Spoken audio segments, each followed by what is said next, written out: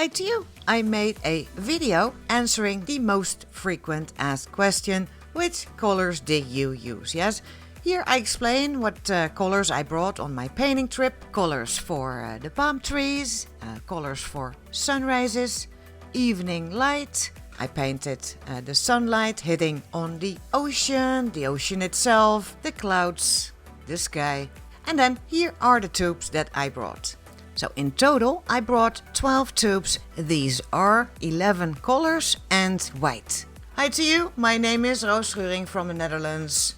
And I'm a painter, an outdoor painter. And I was traveling to the other side of the world. And I was thinking it would be nice to share with you the colors that I brought. Yes, this needs to be a universal set because I did paint the sunrises and also daytime moments, palm trees, etc. So let's now talk about these colors. We go from left to right. First one is this one. This is the number 284 from the brand Rembrandt Permanent Yellow Medium. And then there is the Permanent Yellow Deep. This is the number 285, also by Rembrandt. Then this one is still the Grain Yellow. I love this one. This is a 251. This is excellent when you need a golden yellow. When you mix this one with white, it's great for skies. Then, of course, there's a small red that you might not really need, but maybe when you want to paint bright t-shirts or something, that's a permanent red medium, number 377 Rembrandt. I did squeeze it a bit, so I did use it.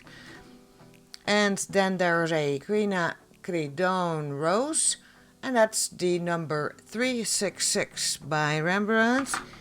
Then this one is also not really needed, though I did use it.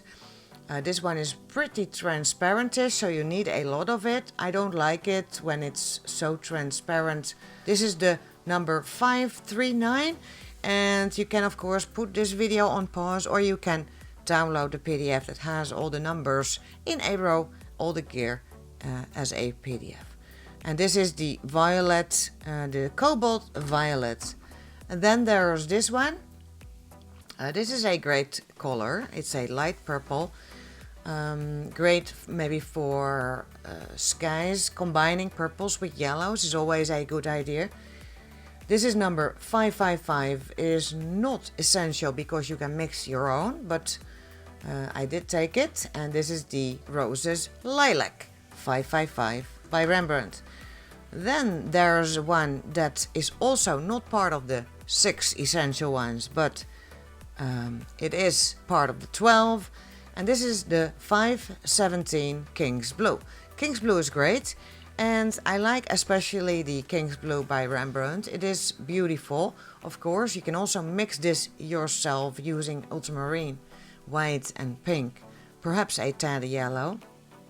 But of course, when you want a little bit of convenience, you just buy the King's Blue. And then there's one more essential one, that's Sèvres Blue. That's Rembrandt 530. And with this one, you can mix really all kinds of colors. Blues going to the green, blues going to the purple. And I like my blues to be versatile. And of course, then also one is helping by making this blue more turquoise, or to have, of course, instant greens that function right. And that's this one, of course, a Viridian favorite 616.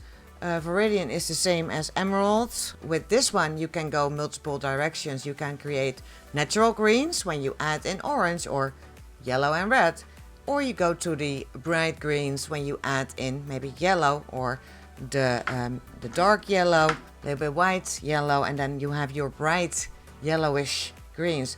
Then important, this is asphalt, Asphaltium Extra or Asphalt Extra. This is number 414, and I especially like this one because this brown does not go to the red. And I think that when you are using browns, you'll need a brown that goes to the yellow more. And why this is, yeah, there's a number of reasons why this is, but I think it helps the painting to not have pinks where you don't want them. Where I want my pinks, I just add in reds or the rose, yeah. So this is also pretty transparentish, but you can just squeeze out enough and have darks.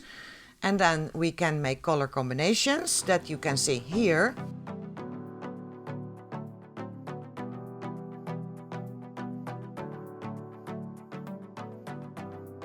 So for this quick mixing example, I leave out the least important ones. Yes, the red and the cobalt violet and the lilac, because you can create these yourself. First, we can make all kinds of great pinks and oranges and reds using the quinacridone and the yellows. And then we can create all kinds of purple variations, blues going to the purple, and the more extreme pinks using the Sèvres blue and the rose color. Yeah, I often call this the magenta. And then as a third section of colors that you will need for typical tropical scenes, yes, you will need probably turquoises in the sky, maybe in the vegetation, maybe in the trees. You will need all kinds of greens, from going from light to dark, going from brownish greens to more bright yellow greens, yes, and then you can create these colors. And you only need these 6 tubes for sure. So why do I then bring 12 tubes? That's maybe because I fear that I might run out of blue, or there's not enough yellow, and then it gets more difficult. So I just bring more of each to make sure that I don't run out. And let's now take a look at those darks. The upper one, where you see the yellows, the reds, that has a brown going to the red, yeah, obviously the asphalt plus the magenta plus the yellow. Then the middle one is more a brownish green. You can of course make all kinds of darks, and then the blue mixed with brown delivers such a color here. And as you can see here, there are no blacks involved. I think this is a very good to do, to exclude the blacks from your palette. Maybe also exclude the ultramarine sometimes, to just see what happens. Maybe your mixes will be less muddy and you can remain to have the colors as bright or as saturated as you would want to, painting the more bright and sunny colors of the tropical seascapes. So I hope you like this a lot. Again, there's a PDF down below. In it you will find why this is a universal set and why I chose these, how these are suited for different color palettes, yes, going from the all dark beaches with rain to sunny beaches to sunrises to just midday scenes. And you can see this in a macro level and on a micro level. And then there are your questions. If you still have time or are interested in hearing these, now I will answer a few of your questions. And here's the first one. You always say to take Rembrandt 210. Why did you not mention this now, yeah? I think I made a mistake when I was in the art supply store. Normally I need my 210. But the benefits are, when you are experimenting, taking different tubes than you are used to, that you will find upsides and downsides to these different tubes, yes. For example, I found that the 285 is slightly more orangey, and it doesn't make your blue go to the green as fast as 210 would, because the 210, the cadmium yellow dark, is far more opaque, is far more powerful, yes, can be taken over all of your blues and purples more quickly. However, the 285 is a bit more transparent, which results in you having to squeeze out more or to apply it more thick or less mixed to get the same powerful results. Of course, the Style de Grain is also very transparent, but this can be very helpful in making your darks more yellow. It isn't opaque. It's almost like a yellow varnish. When you mix it with white, this is not a problem. You can make great creamy whites. And now we also come to the second question. Why do you think a yellowish brown is better than, for example, a Van Dyke brown? If you need to make your Van Dyke brown that is already going to the red, to the pink or almost, if you want to make this one into a yellowish brown, you need to squeeze out maybe half of your Style de Grain tube, and that's expensive. Why not start from a yellowish brown, and then you can always decide to mix in magenta or mix in blue. And why is this better? If you not have this transparent yellow and you only have your Van Dyke when you want a yellowish brown, you automatically lower the darkness of this brown when you intermix a standard yellow. This is why I think it's better. Also, when you are painting maybe in European countries or you're painting cows, a lot of darks are going to the red, especially, for example, shades under cars in extreme sunny moments. But you will find that there's also a lot of yellowish darks needed. It not always goes to the red. You might need dark greens, and then it's far harder to start from a pink one. Also with cows, it's much better to have a yellowish brown. So I hope this solves it. Then you asked me, what's the easel you use? This is the indepth 23 Piccolo. This is a French easel, but an Italian brand. You can buy this in any online store. And then the last question, what are the brushes you use? Here you can see my most used brushes. I can hold them here. You have a sort of idea about the size. These are the Rosemary & Co. flat long brushes.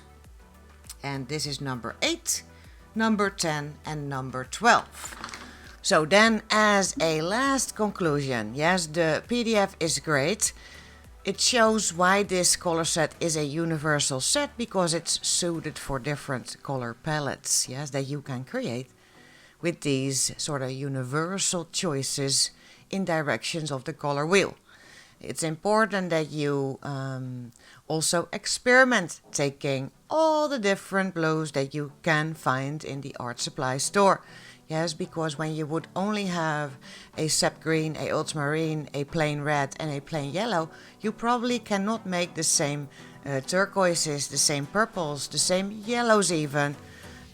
So it's important that you understand what you like, and for this you will need to experiment with the choices that you have. Yes, and secondly, a color palette or a choice in tubes is not and never end all be all. This is not the one way I will go in for the next 10 years, of course, it is not. So this video was created for the ones who need to travel, maybe taking an airplane.